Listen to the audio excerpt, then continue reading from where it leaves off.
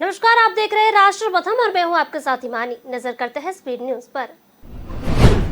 प्रधानमंत्री नरेंद्र मोदी ने इंजीनियर दिवस के मौके पर लोगों को बधाई दी। उन्होंने कहा कि यह भारत की खुशनसीबी है कि उनके पास बड़ी संख्या में ऐसे कुशल और प्रतिभाशाली इंजीनियर हैं जिन्होंने राष्ट्र निर्माण में उल्लेखनीय योगदान दिया है। इंजीनियर दिवस तत्कालीन मैसूर साम्राज्य के दीवान एम विश्वेश्वरैया की जयंती के मौके पर मनाया जाता है। मोदी ने ट्वीट किया कि इंजीनियर दिवस पर सभी इंजीनियरिंग को शुभकामनाएं। हमारा देश खुशनसीब है कि हमारे पास बड़ी संख्या में ऐसे कुशल और प्रतिभाशाली इंजीनियर हैं। हमारी सरकार अधिक इंजीनियरिंग कॉलेजों के निर्माण सहित इंजीनियरिंग की पढ़ाई के लिए बुनियादी ढांचे को बढ़ाने की दिशा में काम कर रही है। उन्होंने कहा कि इंजीनियर दिवस पर हम सर एम विश्वैया के अभूतपूर्व योगदान को याद करते हैं। वह इंजीनियरों की भावी पीढ़ियों को कुछ अलग करने के लिए प्रेरित करते रहे, यही कामना है। प्रधानमंत्री ने अपने मन की बात कार्यक्रम का एक अंश भी साझा किया। हिमाचल मंत्रिमंडल की अहम बैठक आज मुख्यमंत्री जयराम ठाकुर की अध्यक्षता में सचिवालय में होगी। इसमें लगभग 42 एजेंडों पर चर्चा होगी। कैबिनेट मुख्यतः मुख्यमंत्री द्वारा प्रदेश के अलग विधानसभा क्षेत्रों की जा रही घोषणाओं को हरी झंडी मिल सकती है। सूत्रों की माने तो कैबिनेट बैठक में अन्य पिछड़ा वर्ग आयोग के कर्ज को माफ करने की मंजूरी मिल सकती है। ओबीसी कॉर्पोरेशन ने लगभग 31 करोड़ रुपए ऋण लोगों के दे रखे हैं, लेकिन लंबे समय से उनकी रिकवरी नहीं हो पा रही है। इसे देखते हुए ओबीसी कॉर्पोरेशन ने सरकार से इन कर्जों को माफ करने का आग्रह कर रखा है। मुख्यमंत्री जयराम ठाकुर ने भी कॉर्पोरेशन के आग्रह पर वित्त वर्ष 2022-23 के बजट भाषण में इसे माफ करने की घोषणा रखी है, लेकिन इसके लिए कैबिनेट की मंजूरी अनिवार्य है।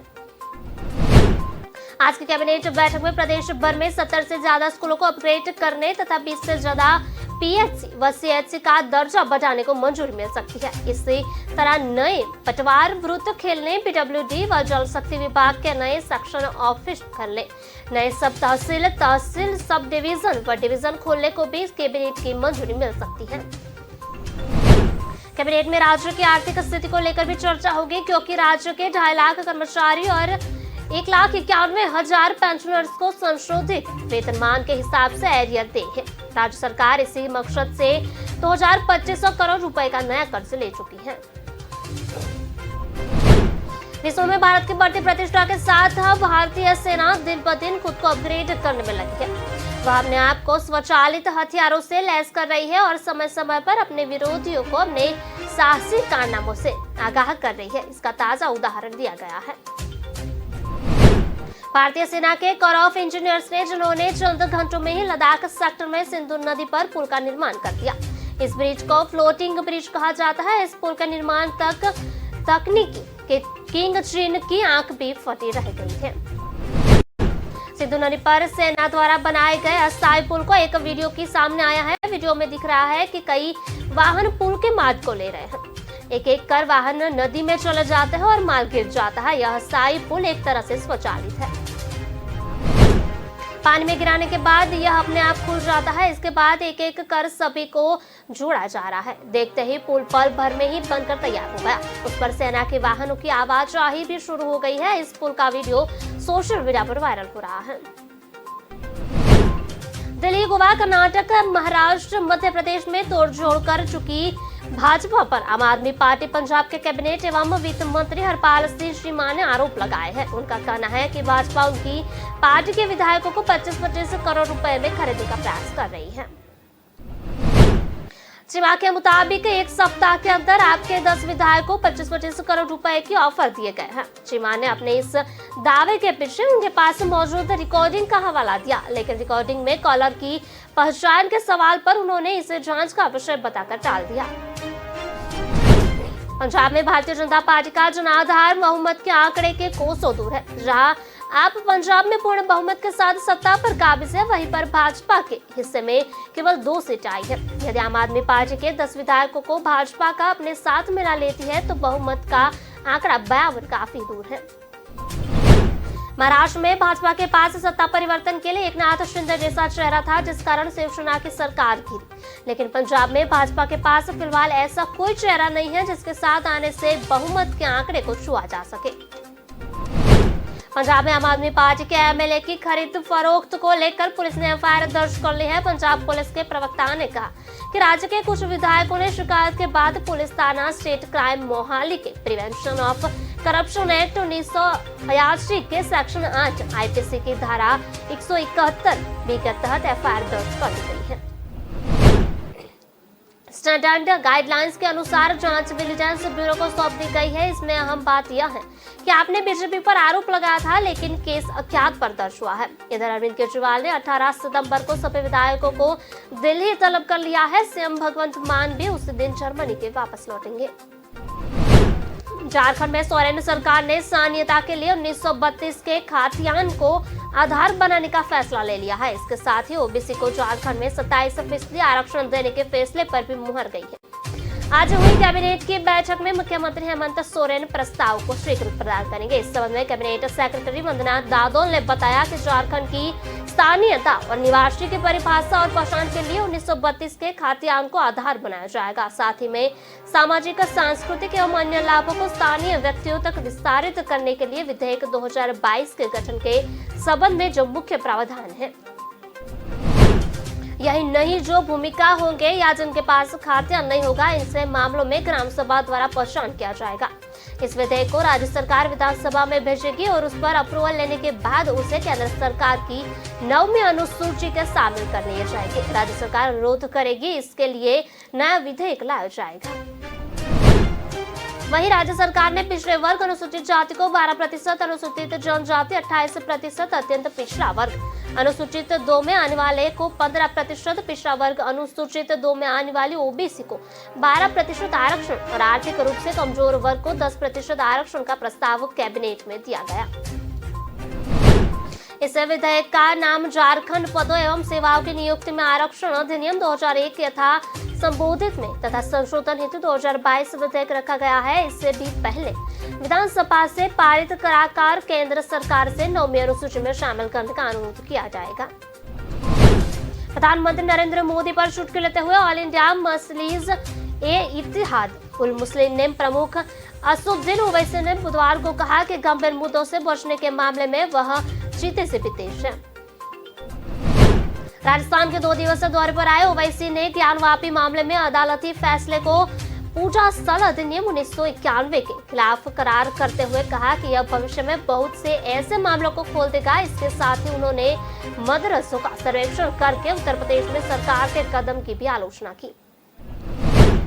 ओवैसी ने मोदी को लेकर चीते वाली टिप्पणी लेके हल्के फुल्के अंदाज में तब की जब उनसे नामीबिया से लाए गए 8 चीतों को प्रधानमंत्री मोदी ने अपने जन्मदिन 17 सितंबर पर गुना राष्ट्रीय उद्यान में छोड़ने की खबरों के बारे में पूछा गया। उन्होंने कहा, मोदी जी बेरोजगारी की बात होने पर तेज भागने से चीते को भी पीछे छोड़ देते हैं। मोदी से पूछो कि चीन हमारी जमीन पर कब्जा कर गया तो मोदी जी चीते से ज्यादा तेज चल जाएंगे, लेकिन चीन नहीं बोलेंगे। मोदी जी से बोलेंगे कि पेट्रोल डीजल इतना महंगा हो गया तो वह तेजी में चीते को भी मात देंगे। उनकी तेजी इन मामलों में बड़ी है। उन्होंने कहा कि हम उनसे कह रहे हैं कि थोड़ा रुकिए, आराम से चलिए, देश को बताइए कि आप कर रहे हैं कि चीन पीछे हट रहा है, बताइए कहां हट रहा है। इस पर बात की नहीं कहते। इसके साथ ही उन्होंने उम्मीद जताई है कि ये चीते की जहाज जिंदा रहेंगे। ज्ञानवापी के बाद बदायूं की जामा मस्जिद मामले में सुनवाई गुरुवार यानी आज बदायूं कोर्ट में होगी। हिंदू पक्ष के 18 वकील बहस करेंगे। मामले की सुनवाई सिविल जज सीनियर डिवीजन विजय कुमार गुप्ता की कोर्ट में होगी। पिछले दिनों कोर्ट ने जामा मस्जिद इंतजामिया कमेटी और अखिल भारत हिंदू महासभा के बीच दायर हुए बाद सुनवाई के लिए 15 सितंबर की तारीख दी थी। मुकदमे के पैराकार और हिंदू महासभा के प्रदेश संयोजक मुकेश पटेल का दावा है कि यह पहले मंदिर था। इसको लेकर कुछ और साक्ष्य भी मिले हैं जिन्हें वह कोर्ट में रखेंगे। हिंदू पक्ष के वकील वेद प्रकाश साहू ने बताया कि गवर्नमेंट का गजेटियर साल 1986 में प्रकाशित हुआ था। इंतजामिया कमेटी के सदस्य और मुस्लिम पक्ष के वकील इसरार अहमद सिद्दीकी की कहना है कि वह सुनवाई के लिए तैयार है। उन्होंने बताया कि कोर्ट ने इंतजामिया कमेटी समेत वक्फ बोर्ड को नोटिस जारी किया था। नोटिस शामिल हुए हैं या नहीं यह स्पष्ट नहीं है। 15 सितंबर को ही पता चलेगा।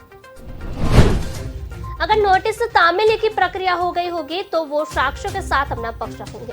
दूसरे पक्ष ने किस आधार पर दावा किया है, इसका भी विधिक प्रक्रिया के तहत नकल सवाल दाखिल कर दस्तावेज अदालत से मांगेंगे, ताकि हम और मजबूती से अपना पक्ष रख सकें।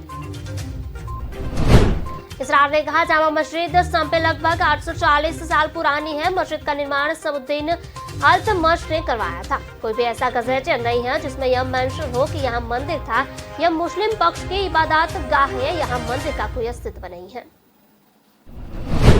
हिमाचल कांग्रेस को सचिव एवं कुटलैहड़ के नेता देसराज मोदगिल ने सख्ती प्रदर्शन किया। उन्होंने बंगाणा से ऊना तक बदलाव रैली निकाली, जिससे बाइक व अन्य वाहनों पर काफी संख्या युवा शामिल हुए। रैली बंगाणा से शुरू हुई, जो थाना कला खरवाई बॉल डंगोरी होते हुए एमसी पार्क ऊना से संपन्न हुई। देसराज मोदगिल ने कहा कि बीजेपी सरकार हर फ्रंट पर असफल रही है। इस बार कुटलैहड़ में जनता ने बदलाव के लिए मन बना लिया है। कुटलैहड़ के विधायक एवं ग्रामीण विकास मंत्री वीरेंद्र कंवर हर मोर्चे पर फैल रहे हैं, क्योंकि जो वादे किए थे वह पूरे नहीं हुए। देसराज ने आरोप लगाया है कि बैकडोर से शहर को नौकरियां दी जा रही है, साथ ही चुनिंदा शहरों को भी लाभ मिलता जा रहा है, जिससे जनता अच्छी तरह से वाकिफ है। कहा कि पिछले चुनाव से सबके लेते हुए जीत के लिए पूरा प्लान तैयार किया गया, जिससे 32 साल से मिल रही हार के क्रम को इस दफा जीत में बदला जाएगा। जम्मू कश्मीर की राजनीति में नई पारी की शुरुआत करने वाले कांग्रेस के पूर्व नेता गुलाम नबी आजाद को एक आतंकी संगठन ने धमकी दी है। यह धमकी लश्कर-ए-तैयबा से जुड़े द रेसिस्टेंट फ्रंट TRF ने जारी की है। आतंकी संगठन ने द रेसिस्टेंट फ्रंट ने आजाद को यह धमकी सोशल मीडिया के प्लेटफॉर्म के जरिए दी है। आतंकी संगठन द रेसिस्टेंट फ्रंट ने एक पोस्टर जारी कर कहा है कि गुलाम नबी आजाद की जम्मू कश्मीर की राजनीति में एंट्री ऐसे नहीं हुई। यह एक सोची समझी रणनीति का हिस्सा है। आजाद ने पार्टी छोड़ने व जम्मू कश्मीर की राजनीति में शामिल होने का फैसला अपनी पुरानी पार्टी यानी कांग्रेस में कर रहा था। TRF ने धमकी भरे पोस्टर में यह भी तर्क दिया है कि आजाद ने राष्ट्रीय सुरक्षा सलाहकार अजित डोभाल से भी मुलाकात की। पोस्टर में यह भी कहा गया है कि भारतीय जनता पार्टी विस्थापित कश्मीरी पंडितों को अपनी राजनीतिक एजेंडे के लिए इस्तेमाल कर रही है।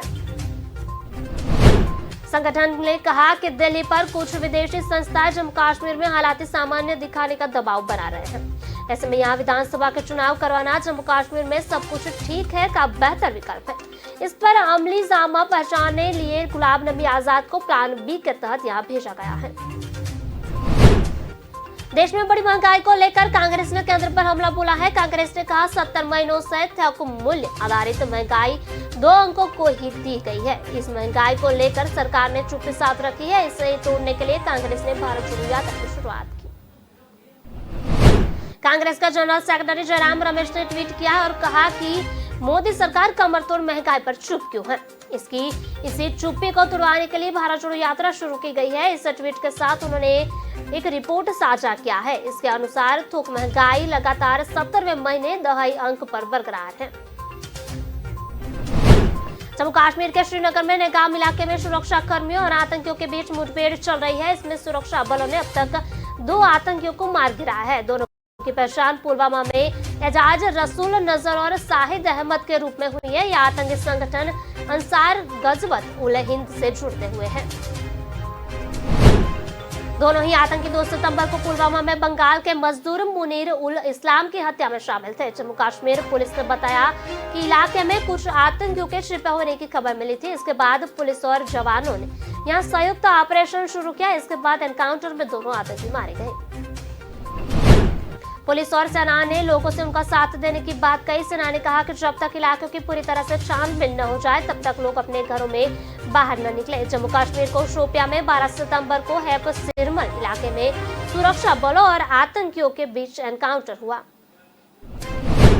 6 सितंबर को अनंतनाग में सुरक्षा बलों और आतंकियों के बीच मुठभेड़ में 2 आतंकी मारे गए थे। पुलिस के जिले के पोशकरीरी इलाके में आतंकवादियों की सूचना मिली थी, जिसके बाद पुलिस और सेना ने संयुक्त तलाशी अभियान चलाया।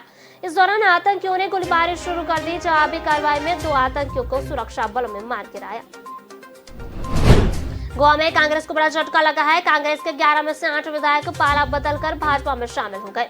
भाजपा में शामिल होने के बाद विधायकों में राज्य के पूर्व सीएम दिगंबर कामत भी शामिल हैं। राज्य में अब कांग्रेस के 3 विधायक रह गए हैं। भाजपा में शामिल होने के बाद दिगंबर कामत ने अजीब बयान दिया है। कामत से जब पत्रकारों ने पार्टी बदलने को लेकर सवाल किया तो उन्होंने कहा कि इसके लिए भगवान से अनुमति ली थी। कामत ने कहा कि ये सब ईश्वर की मर्जी से हुआ है। कामत ने कहा, कांग्रेस से इस्तीफा देने से पहले मंदिर में गया था। मैंने भगवान से पूछा कि क्या करना है। भगवान ने मुझसे कहा कि जो तुम्हें अच्छा लगे वो करो। भगवान से अनुमति मिलने के बाद ही मैंने कांग्रेस छोड़ी है। गौरतलब है कि गोवा में हुए विधानसभा चुनाव से पहले कांग्रेस विधायकों को पार्टी के प्रति वफादार रहने की कसम खिलाई गई थी। विधायकों ने चर्च में कसम खाई थी कि चुनाव हारने के बाद भी वे कांग्रेस नहीं छोड़ेंगे। दिगंबर कामत से इसी कसम को लेकर सवाल पूछा गया। गोवा में कांग्रेस के 8 विधायक बुधवार को भाजपा में शामिल हो गए।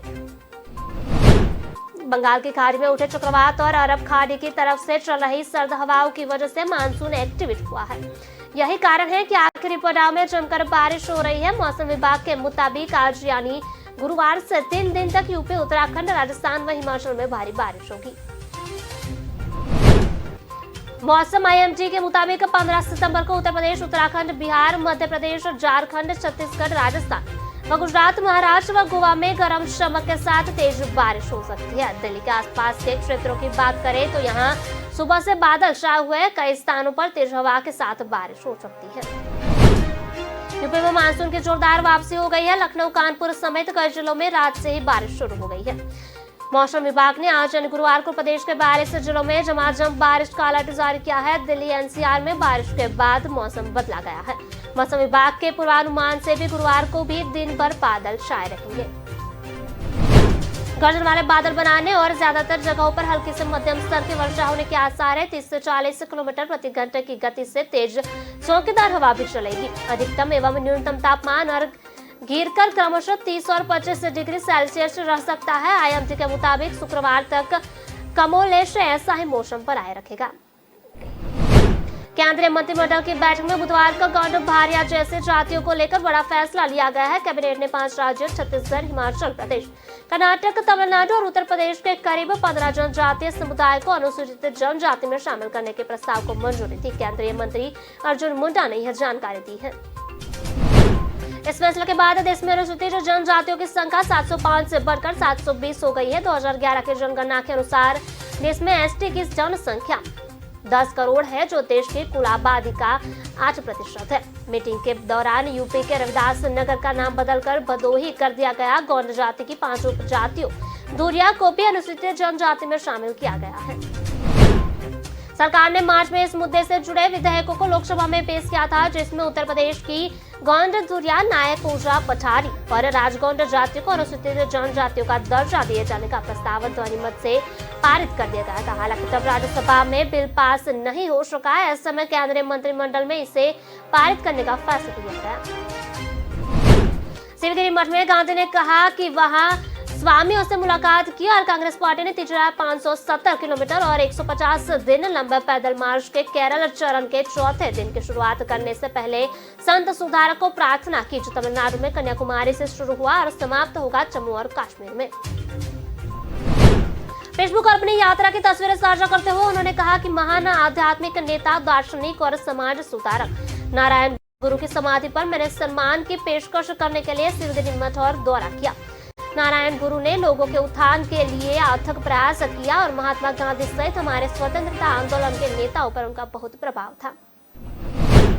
नवाई कुलुम जंक्शन से सुबह 7:30 बजे के बाद शुरू हुई इस यात्रा उत्साहजनक रही और तिरुवनंतपुरम जिले के पिछले दिन बताने के बाद दिन के दौरान राज्य के कोलाम जिले में प्रवेश करेगी। दिन की यात्रा का पहला चरण कोल्लम के चथनूर में रुकने वाला है और वहां से शाम 4:30 बजे फिर से शुरू होने की उम्मीद है। आज के स्पीड न्यूज में बस इतना ही। विस्तार से खबरें पढ़ने के लिए आप हमारी वेबसाइट का भी प्रयास कर सकते हैं। हमारे वेब का पता है www.kalamkartavya.com। हमारी कलम ही हमारा कर्तव्य है। इसी उद्देश्य के साथ आप खबरों को राष्ट्र प्रथम के साथ देखते रहिए। नमस्कार।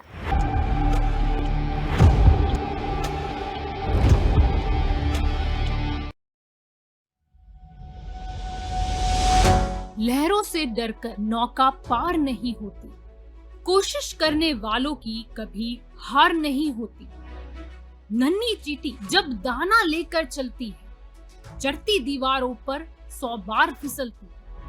मन का विश्वास रगों में साहस भरता है। चढ़कर गिरना, गिरकर चढ़ना न अखरता है। आखिर उसकी मेहनत बेकार नहीं होती, कोशिश करने वालों की कभी हार नहीं होती। डुबकी या सिंधु में गोताखोर लगातार